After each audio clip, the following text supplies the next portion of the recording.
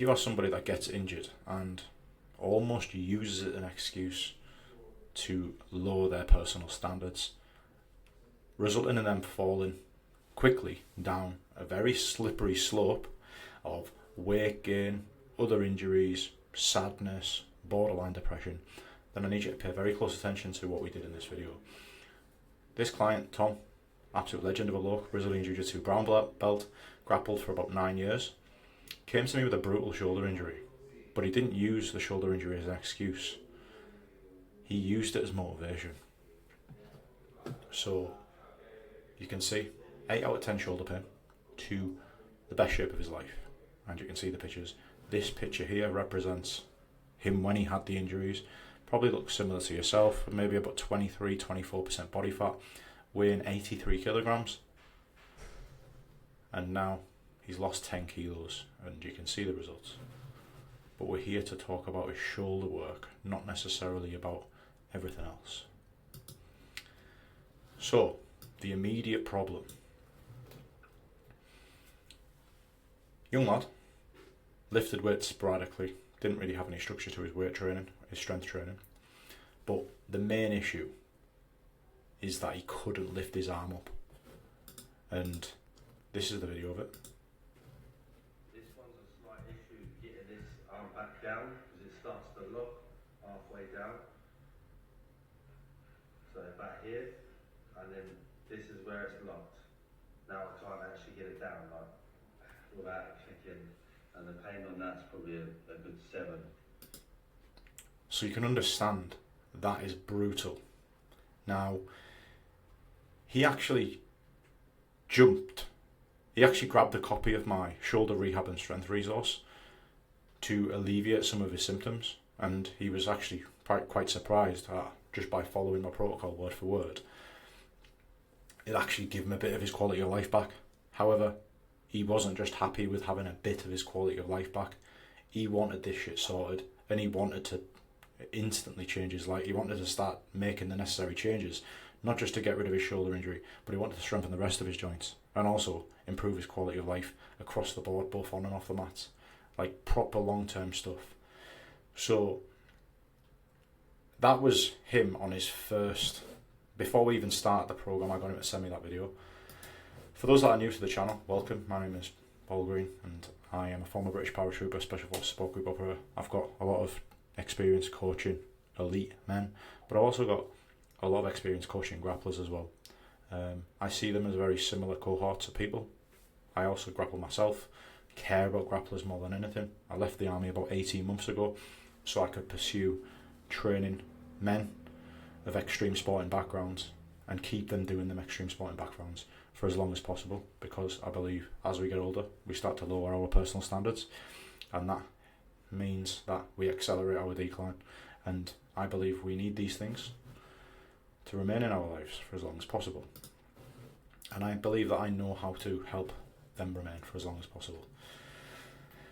So there is no joke if your shoulder was like that, and if you looked at yourself in the mirror and you looked like that, he's not going to be very happy. Like, he couldn't train on the mats, hesitant, and he was also thinking about previous surgery that he had on his knee, and he was like, is this going to start that old pattern of getting this shoulder surgery potentially, and then after the surgery when his shoulder's absolutely fucked.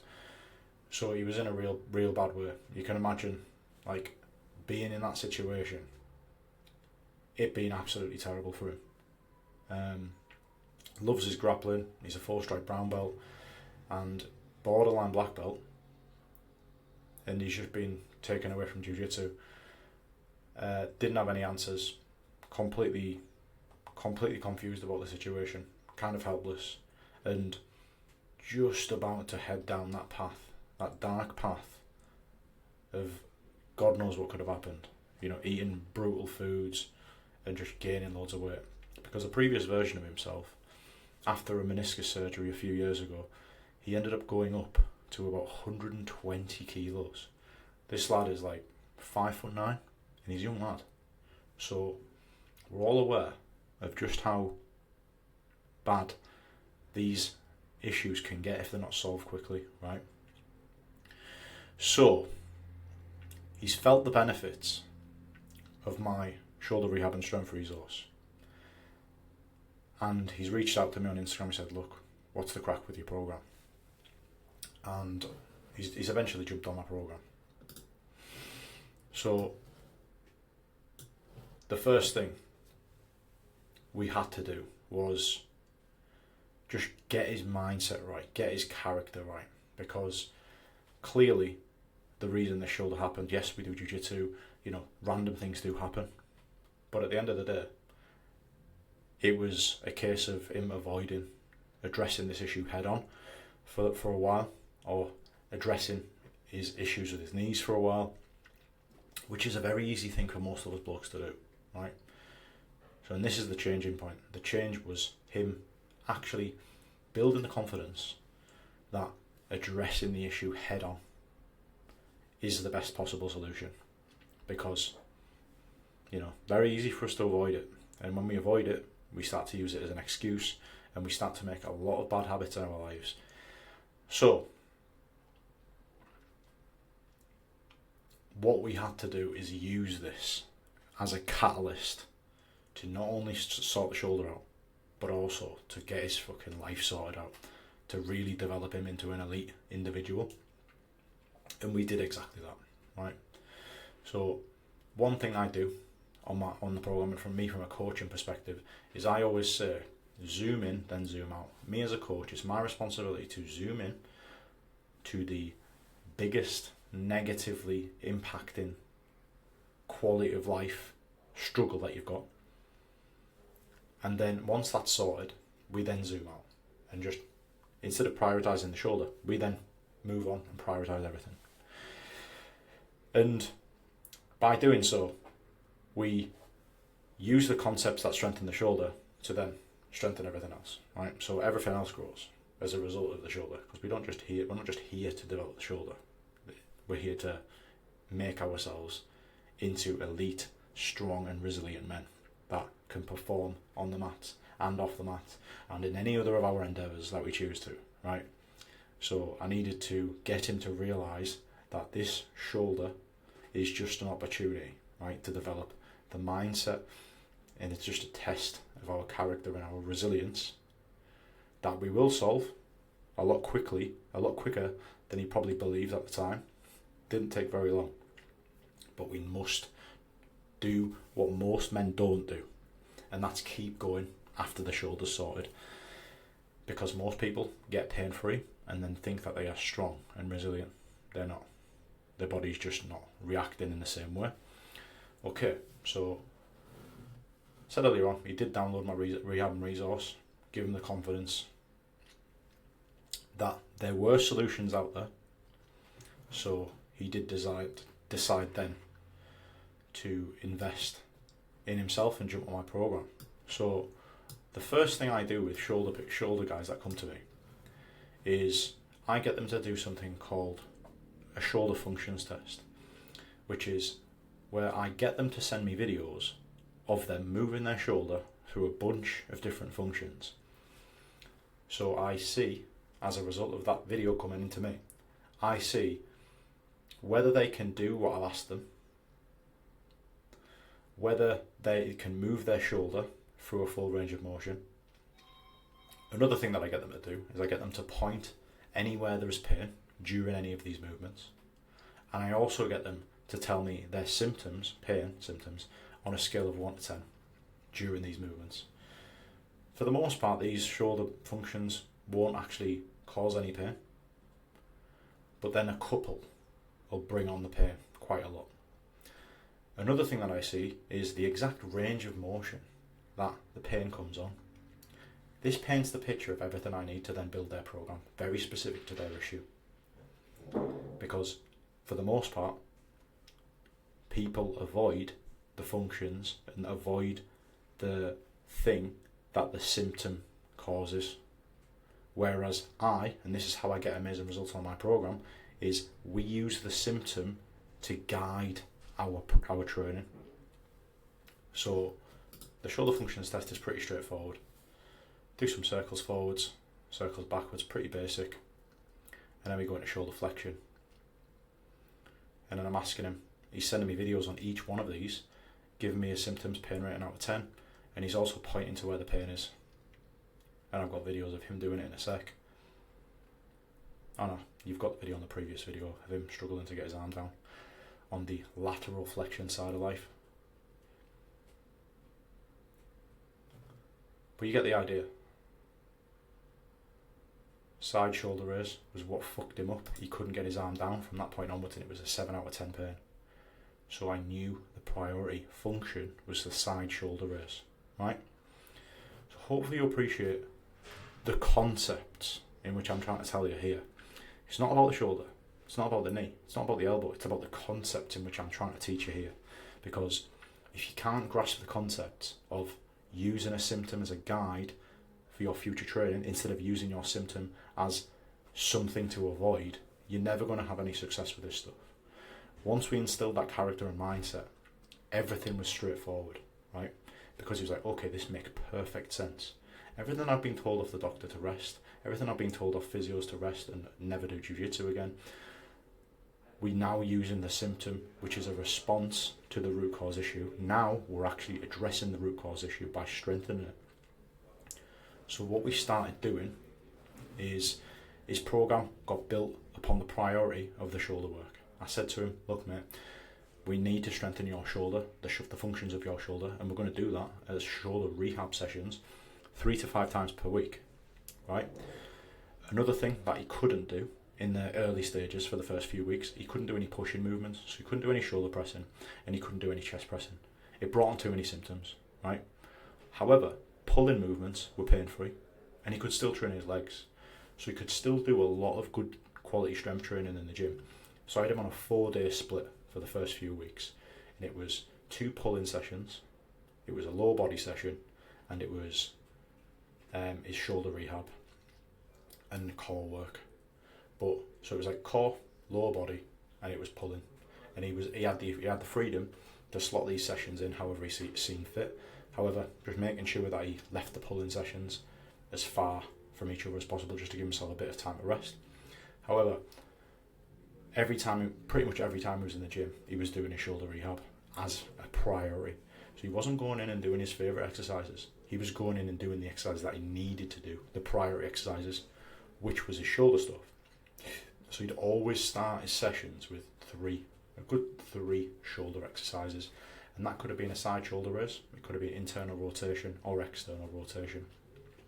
But the priority for him at the first part was the thing that was giving him the most symptoms, which was the side shoulder raise. So hopefully you appreciate, we do not avoid the thing that gives us the most drama, because by avoiding it, it doesn't get stronger. We go directly to the root cause and strengthen the fucking shit out of that thing. This was a 15-day bit of progress from him, and what I want you to appreciate here is the one on the left, look at his face, and the one on the right, look at his face.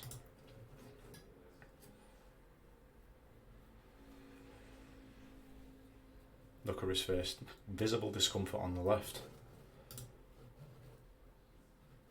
I thought I had that video on a loop, 1 sec. Okay, so straight away, from his shoulder functions test, I have then went, okay, the issue that brings on the most symptom, the biggest symptoms, that is our priority. It may seem really simple. It is simple. In my head, it is simple. Look at the discomfort on day 1. Day 15, I've got him holding the position, and this is what we call an isometric hold, right? So by doing it on a cable rather than a resistance band, you can actually measure your progress. You can do 2.5 kilograms, then you can progress it to 5 kilograms, and then you can increase the time and stuff like that. So this is what we did. You can see visible discomfort, probably about 6-7 out of 10 pain. So what we did is we started doing holds just before the pain came on, and we started building up the intensity of the hold, so how much effort he was putting in. Once he's at 100% effort, it's pretty much pain free. However, we get we start with the range of motion just before the pain starts going on, and then we creep into the range of motion where the pain previously came on. We're always guided by symptoms, right? And by doing this, what you do is you specifically train the injured fibres very safely. And we're not just training it for blood flow, we're training it to increase the strength of those fibres, because those fibres are weak. If they weren't weak, they wouldn't be injured, right? Doesn't matter how strong you think you are. What matters is that currently you're not very strong, right? And what we do is we aim to increase the capacity of the injured area so that you can just place more demands through it, gain more strength, more demands, more strength, more resilience. And that's the process in the early stages. So my coaching hat is get this man pain free, right? And this is how we do it. We do a bunch of exercises isometrically that laser focus on the exact injured fibres. Once he can do this movement for a 30-second or a 45-second hold with his arm not to this height, if his arm a little bit higher, in line with his shoulder, I'm satisfied that he can move his shoulder, mostly pain-free. At that point, we'll add some weight until he can do it 100% intensity, a hold for 30 to 45 seconds. After we can do that, then we can bring pushing movements back into the mix, right? Because he's now pain free. However, this is part of the zoom in concept that I follow as a coach, and I need you to do this the same. Again, copy everything I'm saying. Try and copy, right? And even if you don't have a shoulder injury, use the concept that I'm trying to tell you with any joint in the body. Use the symptom to guide your training, and don't just do it once per week. Don't just do rehab once per week. Do it 3 to 5 times per week, because it's such a priority, right? After he was pain free with the shoulder stuff, he's not fixed, because pain was never the problem. The weakness was the problem. So we then zoom out slightly. We start to strengthen the shoulder. We start to do pushing movements in the gym. And now he's got a normal, well-rounded training program. A couple of weeks after this, you can probably imagine he was back to normal. But the only way he got back to normal is by attacking the most important issue head on. And that requires him to be place a lot of trust in me and my guidance. But one thing I always say to him is that it doesn't matter what joint injury it is, whether it's lower back, knee, never exceed 4 out of 10 pain. So when you're doing this stuff, obviously you've got your first session where you're kind of figuring it out, but then when you are training the strength of an injured area, never exceed 4 out of 10 pain. It's important that we don't cause further damage, because there's a fine line, right?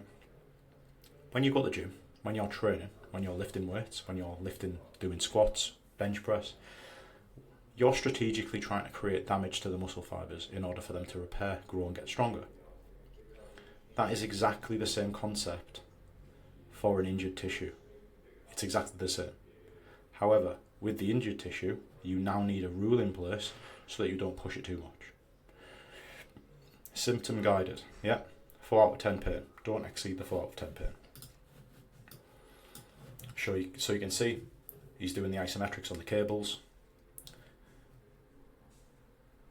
Day 15 plus, maybe week 3, symptoms are gone. However, we now need to push further development of his shoulders, make his shoulders essentially one of his greatest strengths. And you'll see the pictures in a sec of just look at the size of his shoulders when we finish with him. This was about the time we introduced pushing movements back in, both vertical pushing and his dumbbell chest presses and stuff like that, his dips, everything came back in. After that, we're then in a full development of muscle building and strength, right? Because it's not just about the shoulder. It's about the pattern that created that issue with the shoulder, the pattern in his life, and turning that around and using it as fuel to strengthen the rest of his joints. And like I said earlier on, this is what I call zooming in and zooming out. The most detrimental, negatively affecting his quality of life issue is my priority, right? We need to tackle that head on. And you can imagine the communication that we're having backwards and forwards on WhatsApp. So Hopefully you understand the process. I'm not going to give you the nitty gritty of the exercises. I'm just trying to give you the concepts, because the concepts are going to change your life. The tactics, you know the tactics already. It's the concepts that I need you to believe. The symptom guided training, not symptom avoidance of symptoms. And the only way we could get this information, by the way, of the symptom, is because he didn't take painkillers, he didn't take anti-inflammatories, he didn't do any of that stuff, because he remained connected to his weakest area. By remaining connected to the area, he has all the information, and he's just giving me it on WhatsApp every day. He's giving me the information on his workout notes, everything like that, and I'm making adjustments to his program when he progresses. Do you know what I mean? It's great. So, where he is now with regards to his shoulder. Shoulder pain, completely gone. Completely gone in the first month, maybe or two. He's in the best physical shape of his life. Like, look at the difference. Like, and when you look at this left picture on the left, this is just a normal bloke who's got joints that are fucked. He's a family man. He's a father. You know, he's a business owner. And now he's all of those things. However, he didn't let the shoulder issue defeat him. He used it to give himself a kick up the arse. So you can see he's absolutely shredded now. And it's just after Christmas in 2026 and he's shredded. Like, it goes to show the level of character that he has. And yeah, he wants to now build more strength in his shoulders, in the rest of his joints, and get an even better condition and really improve the size of his muscles and improve their strength. But remember, this level of physique, this what he's seeing in the mirror, probably looks similar to yourself. And he came at me with a shoulder issue, but what he got was a complete transformation of his mind and his body followed. So the main takeaway from Thomas is that we used hurdles as an opportunity to develop character. Nothing was getting in his way. Any hurdle that happened during that process, he wasn't interested, and I wasn't interested. We continue to prioritise our own personal standards, no matter how hard it gets, because he's been there before. He's been on that downward spiral before. After meniscus surgery a few years ago, he ended up gaining like 35 to 40 kilos. He was eating like a cheesecake every night. But this time, didn't let it happen. We maintained personal standards and pushed them, and the results are evident to see. This is a shoulder story. The shoulder was the entry point for Tom, Brazilian Jiu-Jitsu brown belt. However, he used the shoulder as motivation to develop his personal standards and transform his life. Thanks for watching.